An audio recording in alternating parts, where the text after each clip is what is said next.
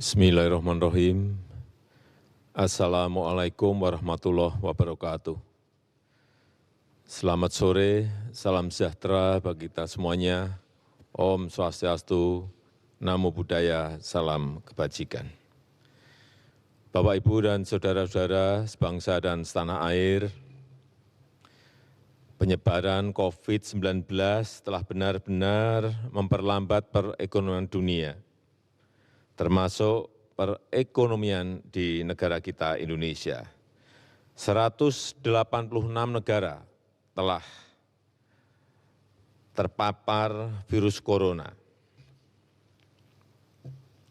Pemerintah terus bekerja keras untuk mengantisipasi hal ini, untuk mempertahankan daya beli masyarakat, untuk mengurangi risiko PHK, dan mempertahankan produktivitas ekonomi, produktivitas masyarakat di seluruh wilayah tanah air Indonesia. Pada kesempatan ini, saya hanya akan berfokus pada kebijakan bantuan-bantuan yang disediakan oleh pemerintah, langsung kepada masyarakat untuk mempertahankan daya beli masyarakat. Pertama, saya telah perintahkan kepada semua menteri, gubernur, bupati, dan wali kota agar memangkas rencana belanja yang tidak prioritas di APBN maupun di APBD. Anggaran perjalanan dinas, pertemuan-pertemuan yang tidak perlu, dan belanja-belanja lain yang tidak langsung dirasakan oleh masyarakat harus dipangkas. Kedua, kementerian dan lembaga di pusat, serta juga pemerintah daerah, provinsi, kabupaten, dan kota harus melakukan refocusing kegiatan dan melakukan realokasi anggaran untuk mempercepat penanganan COVID-19, baik yang terkait dengan isu-isu kesehatan maupun yang terkait dengan isu-isu ekonomi. Landasan hukumnya sudah jelas. Hari Jumat yang lalu, tanggal 20 Maret 2020, telah saya tanda tangani Inpres nomor 4 tahun 2020. Selain memerintahkan refocusing kegiatan dan relokasi anggaran, Inpres ini juga memerintahkan untuk percepatan pelaksanaan pengadaan barang dan jasa untuk mendukung percepatan penanganan COVID-19. Sekali lagi, bukan hanya untuk penanganan kesehatan masyarakat, tetapi juga untuk penanganan dampak ekonomi masyarakat. Yang ketiga, saya minta kepada kementerian dan lembaga dan juga pemerintah daerah, provinsi, kabupaten, dan kota, agar selain menangani isu kesehatan masyarakat, kita juga harus menjamin ketersediaan bahan pokok dan mempertahankan daya beli masyarakat, utamanya masyarakat lapisan bawah. Kita harus membantu para buruh, membantu para pekerja harian, membantu para petani, membantu para nelayan, membantu para pelaku usaha mikro dan kecil agar daya belinya tetap terjaga, agar terus beraktivitas dan berproduksi. Keempat, saya telah perintahkan agar program padat karya tunai, sekali lagi, program padat karya tunai harus diperbanyak, harus dilipat gandakan dengan tetap mengikuti protokol kesehatan untuk pencegahan dan penularan COVID-19, yaitu dalam bekerja harus menjaga jarak yang aman. Program padat karya tunai di beberapa kementerian seperti Kementerian PUPR, Kementerian Perhubungan, Kementerian Pertanian, Kementerian KKP harus segera dieksekusi. Dana desa dan program-program pemerintah daerah, provinsi, kabupaten, dan kota juga harus mengutamakan cara-cara padat karya. Ini akan membantu masyarakat, membantu para petani, para buruh tani, para nelayan di pedesaan di seluruh tanah air. Sekali lagi, dengan tetap mengikuti protokol kesehatan, yaitu dalam bekerja harus menjaga jarak yang aman. Kelima, kepada penerima kartu sembako, pemerintah memberikan tambahan sebesar 50.000 per keluarga penerima, sehingga menjadi 200.000 per keluarga penerima yang akan diberikan selama 6 bulan. Anggaran yang dialokasikan adalah sebesar 4,56 triliun rupiah. Yang keenam, kepada calon penerima kartu prakerja, pemerintah akan mempercepat implementasi kartu prakerja, sekaligus untuk mengantisipasi para pekerja yang terkena PHK, para pekerja harian yang kehilangan penghasilan, para pengusaha mikro yang kehilangan pasar dan omset, agar dapat meningkatkan kompetensi dan kualitas SDM-nya. Alokasi anggaran yang disediakan di dalam kartu prakerja ini adalah sebesar 10 triliun. Sehingga nanti setiap peserta kartu prakerja akan diberikan honor insentif 1 juta per bulan selama 3 sampai 4 bulan. Yang ketujuh, untuk membantu daya beli pekerja di sektor industri pengolahan, pemerintah akan membayar PPh pasal 21 yang selama ini dibayar sendiri oleh para pekerja, dalam rangka memberikan tambahan penghasilan kepada pekerja di industri pengolahan. Alokasi anggaran yang disediakan sebesar 8,6 triliun rupiah. Kedelapan, kepada para pelaku UMKM,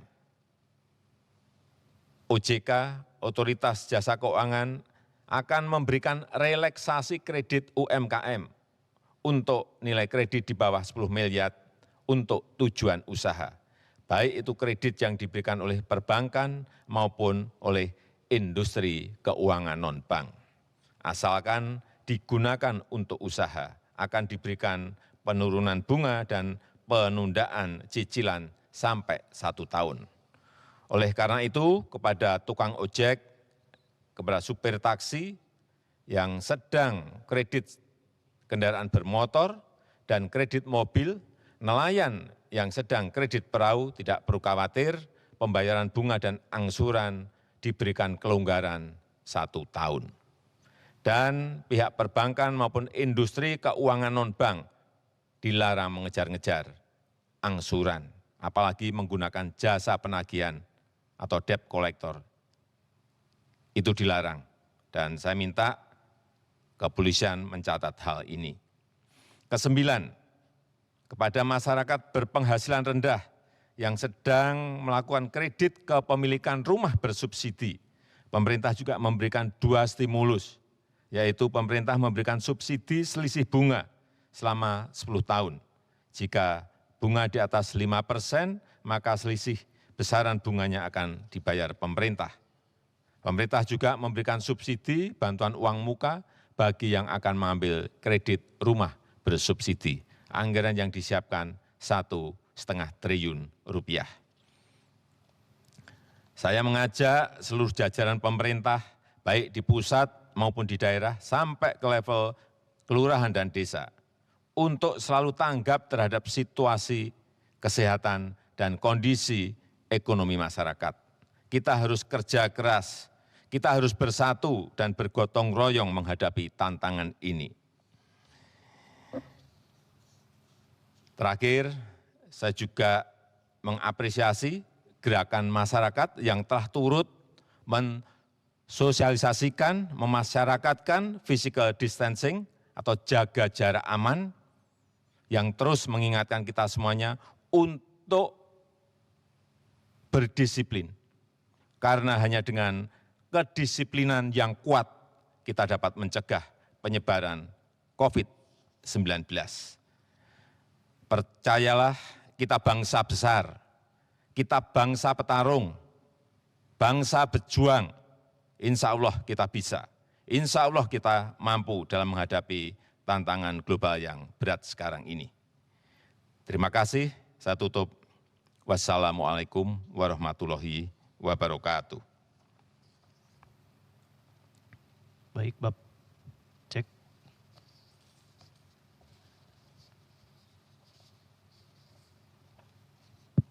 Baik, selamat sore Pak. Ada beberapa pertanyaan dari jurnalis. Yang pertama saya bacakan dari Hani dari LKBN Antara. Pertanyaannya, apakah anggota DPR dan keluarganya perlu melakukan rapid test COVID-19? Tadi pagi saya telah memerintahkan kepada Menteri Kesehatan untuk rapid test yang diprioritaskan adalah dokter dan tenaga medis serta keluarganya terlebih dahulu. Dan juga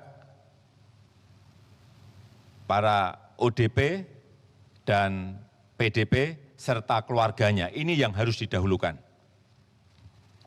Baik, yang kedua dari Muslih dari Radio El Sinta, apa kebijakan Bapak Presiden terhadap rumah sakit yang masih kekurangan APD? Kemarin sudah saya sampaikan bahwa APD telah kita distribusikan sebanyak 105.000 APD. Ini saya bacakan. Dikirim kepada Provinsi DKI 40.000. Dikirim ke Provinsi Jawa Barat 15.000. Provinsi Jawa Tengah 10.000. Provinsi Jawa Timur 10.000. Provinsi Daerah Istimewa Yogyakarta 1.000. Provinsi Bali 4.000. Dan provinsi-provinsi yang lain tadi pagi sudah saya cek sudah menerima semuanya. Hanya saya ingin agar Dinas Kesehatan Provinsi segera mendistribusikannya ke rumah sakit yang memerlukan secepat-cepatnya. Berikutnya dari Aris Bloomberg News, Pak Jokowi, apakah pemerintah akan menerbitkan Perpu pelebaran defisit anggaran untuk penanganan COVID-19? Sudah beberapa hari kita bahas mengenai ini, dan kemarin saya telah bertemu dengan Ketua DPR untuk mendapatkan dukungan politik mengenai ini, dan juga telah bertemu secara virtual dengan Ketua BPK dan seluruh pimpinan BPK. Intinya kita ingin ada relaksasi dari APBN dan saat kita mengeluarkan Perpu artinya dukungan politik sudah kita bicarakan sebelumnya. Baik, yang terakhir Pak, Ican dari Kompas.com, ada pasien mengeluh ditolak di rumah sakit darurat Wisma Atlet. Ada juga yang mengeluh antrean panjang. Apa rumah sakit darurat ini memang sudah siap? Hasil pengecekan kemarin pagi ke Wisma Atlet untuk rumah sakit darurat corona, saya melihat semuanya siap. Bednya siap, ventilator siap, tenaga medis dan dokternya juga siap. Hanya memang saya melihat masyarakat melihat ini sebagai sebuah alternatif sehingga antusias mereka menuju ke Wisma Atlet semuanya. Kapasitas untuk seluruh Wisma Atlet waktu kita pakai untuk Asian Games adalah 24.000. Dan sekarang ini yang disiapkan baru untuk 3.000. Artinya kita memiliki kapasitas yang masih longgar. Tetapi saya berharap tidak banyak yang ke rumah sakit darurat corona ini. Artinya kita semua diberi kesehatan yang baik oleh Allah Subhanahu wa taala. Baik, terima kasih Pak. Cukup.